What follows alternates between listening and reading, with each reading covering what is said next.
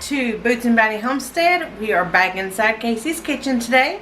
My name is Casey. For all you new subscribers, welcome to the homestead. So we are going to be following along on this new journey of our life. I want to show you the new things that I will be making and how to incorporate them if this is something that you may be interested in trying. So we're going to do an easy recipe today for a pie crust. Now I'm going to be using this pie crust in a future video that you will be seeing soon. So stick around for that one. But I wanted to show you how I'm making the pie crust because that is our focus of the lifestyle change that we have adapted to our family. What that is we are swapping everything to einkorn flour. I'm going to be using all-purpose einkorn flour because it's the easiest one to work with.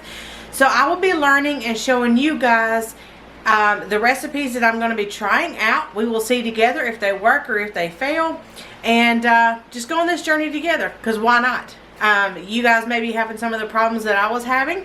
If you have been following along very much, I was getting pretty sick in my with my health, and things were starting to change. As I was getting older, things were changing. My body wasn't functioning like it should. So I decided to jump in with both feet, and instead of just running to the doctor with all my aches and pains and complaints, I wanted to start in the kitchen because 80% of our health comes from the kitchen. The other 20% is exercise.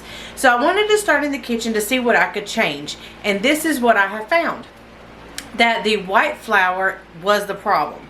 White store-bought flour did not matter what it was, unbleached, unenriched, the faker, the worse. It doesn't matter. So I decided to take the plunge into einkorn flour, and that's what we are going to be doing today. And this is the first recipe I'm sharing with you guys, so hang with me. But we're going to be making just an easy einkorn pie crust. I've kind of adapted this recipe off of several different people, kind of putting it together myself. But most of them pretty much had the same ingredients, the same amounts. So it doesn't really come from exactly one person. It's just kind of an array of people that I trust with their recipes. So I just wanted to bring you what I'm going to be doing, and if it works out, then it works out. If it doesn't, we'll try again next time. So let's get started, and I've got this worked out to where I'm fixing this right after work, about 3:30. So once I get it fixed about 4 o'clock, it can set for an hour until 5. Then I can bake it and go ahead and fix the recipe by 5:30 or 6 o'clock. So just to give you an idea of the time frame that we're working with here, since I'm not doing sourdough with this one, it's going to cut down on the time just to make it with straight einkorn flour instead of my einkorn sourdough that I have converted over to start using as well. So let's go ahead and get started making the pie crust and see what ingredients we got. Okay, so we are going to start off with measuring out our einkorn flour. Now, I ordered this online. You can go to jovialfoods.com. I'll put it down below. And you can click on the all-purpose flour. And this is a 2-pound bag. It is kind of small. Very worth it, though. If you are a big, heavy carb eater, noodles, breads, and all that kind of stuff, this is well worth it for you. Trust me. Now, it also comes in a 10-pound bag, which is a lot more costly, but in the long run, if you are going to switch over to einkorn, that'll be your best bet. But if you just want to get just a 2-pound bag, I've made about 3 recipes out of this so far, and it was just the simple like pancakes and kind of thing, you know, the small stuff, just to try out to see how my body was going to react to it. And in our book, it's going to be a winner. So this is the 2-pound bag that you will most likely order it in unless you want to up it to the 10-pound bag. This recipe, it makes 2 crusts, but I'm going to cut it in half. So we're going to do 1.25 cups of the einkorn flour. Now, when you start using einkorn flour, because I've done a lot of research on it over the last week or so, the biggest thing is cooking with einkorn flour. You can swap it 1-to-1 with any all-purpose flour, but you've got to understand that einkorn does not absorb all the water that regular flour does. So you've got to decrease your water content by 20%. So until you kind of learn einkorn flour, I would recommend sticking with einkorn flour recipes. Just because it's a learning curve. And you'll notice it once you start using it, the difference of the texture and the color of everything. This flour is not a solid white flour. I don't know if you guys can see it or tell it much. It is, I'll show you this. This is white. And this is kind of an off yellow creamy color. And all of your items that you're making with this flour is going to come out to like a beautiful golden color. So we're going to start out using the food processor, and we're going to do 1 1/4 cups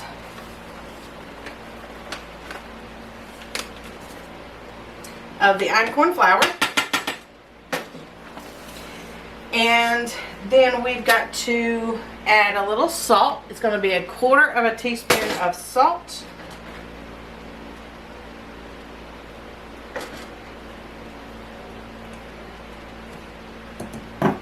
And let's go ahead and mix that together real quick. Just kind of pulse it. Just kind of incorporate that salt a little bit. Now the next 2 items is going to be butter and water. And you want those as cold as possible because that's going to make the flakiest crust. So the butter preferably needs to be frozen or really, really cold and used very quickly.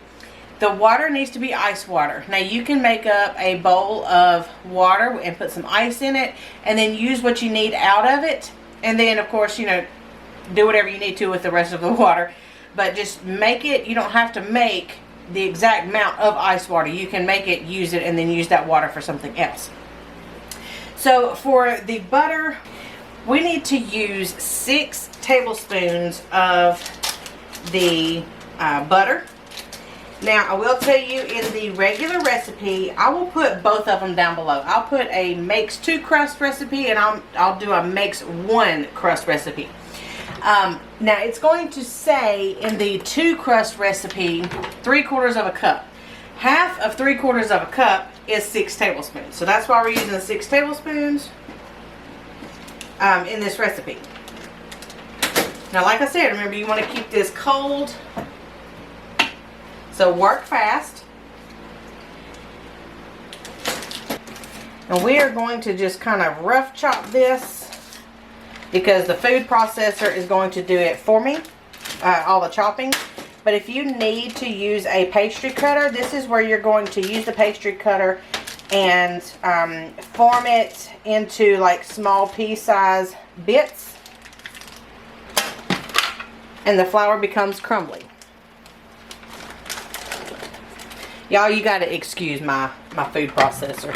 We had a little handle tragedy. And yeah, that's what happened.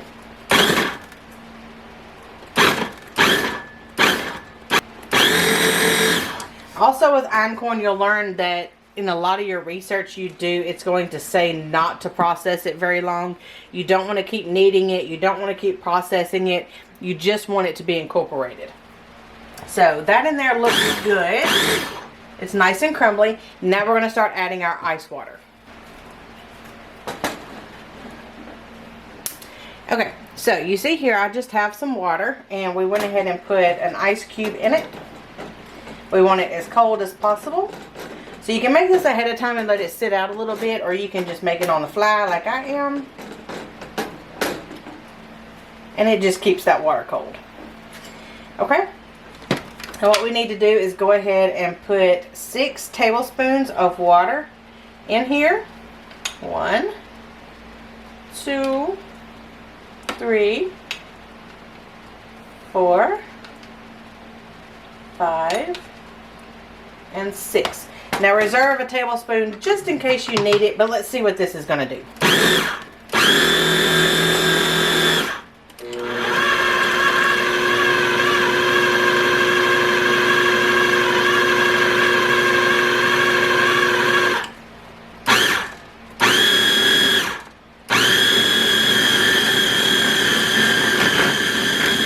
Okay, you see how it's starting to form a ball? Let's see. There we go. That's what I wanted. Okay. So see, it actually formed a ball for me. So let's go ahead and take this out. And since this made one crust, and it is a hair sticky, but again, einkorn is going to absorb it. It's a lot slower absorbing. So we want to allow this to be able to absorb the water. Don't add any more flour to it.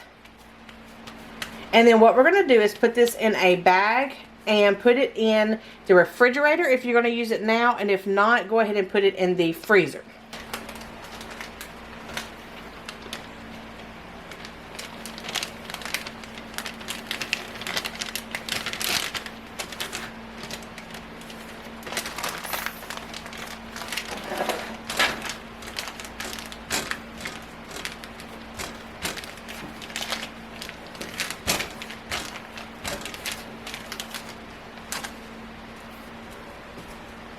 Now we want to let that pizza crust sit in the cold refrigerator or freezer for about an hour. That way everything stays cold, and then whenever we get it out to roll it out, everything will stay cold for a little while.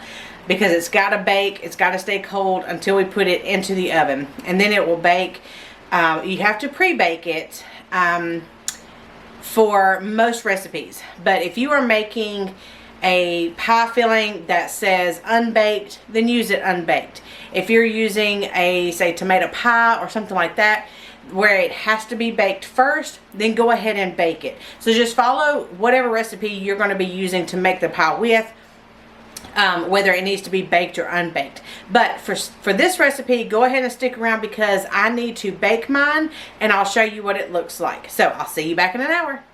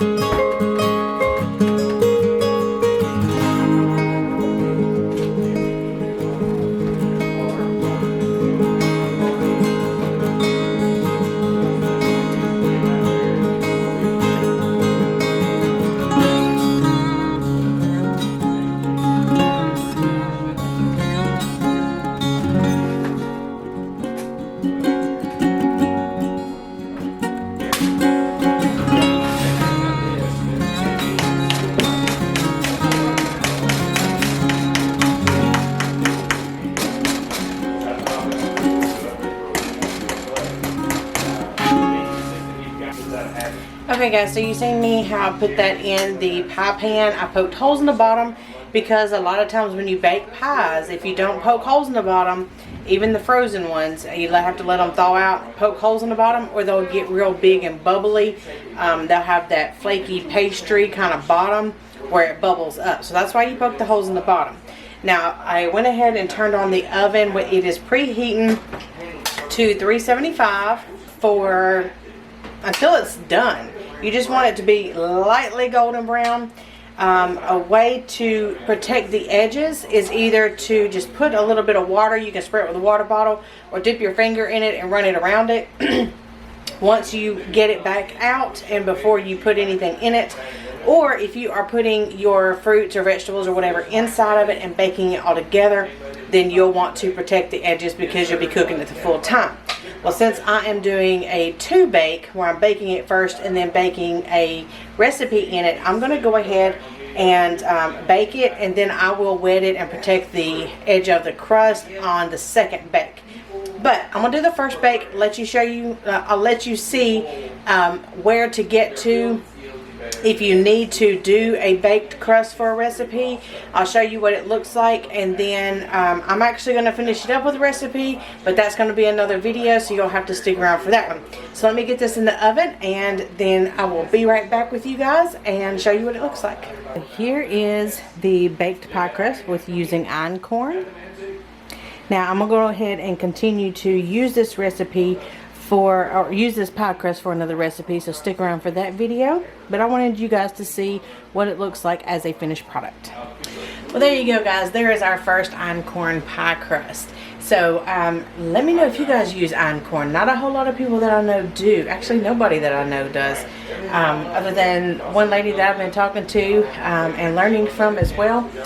But anyways, let me go ahead and finish this recipe. You guys will see that in probably the next video that will come out. So until next time, we'll see you then. Bye guys.